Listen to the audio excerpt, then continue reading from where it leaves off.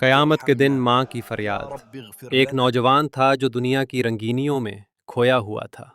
نماز کبھی پڑھ لیتا اور کبھی چھوڑ دیتا، لوگوں کے سامنے نرم لہجہ رکھتا، مگر اپنی ماں کے ساتھ سخت رویہ اختیار کرتا۔ اس کی ماں فجر سے پہلے جاگتی، وضو کرتی اور آنسوؤں کے ساتھ دعا مانگتی، یا اللہ میرے بیٹے کو ہدایت دے، اسے نیک لوگوں میں شامل فرما۔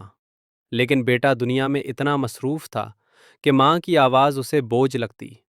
وہ ماں کے سوالوں کا جواب سخت لہجے میں دیتا، اس کی باتوں کو ٹالتا اور کبھی کبھی اسے رلا بھی دیتا۔ وقت گزرتا گیا، ماں بیمار ہو گئی۔ ایک دن اس نے بیٹے کو آواز دی اور کہا، بیٹا بس میرے لیے ایک گلاس پانی لے آؤ۔ بیٹا موبائل میں مصروف تھا۔ اس نے کہا، بعد میں امی۔ وہ بعد میں کبھی نہیں آیا۔ ماں اسی انتظار میں اس دنیا سے رخصت ہو گئی۔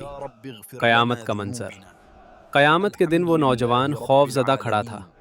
اچانک اس نے اپنی ماں کو دیکھا، مگر ماں کی آنکھوں میں آنسو تھے۔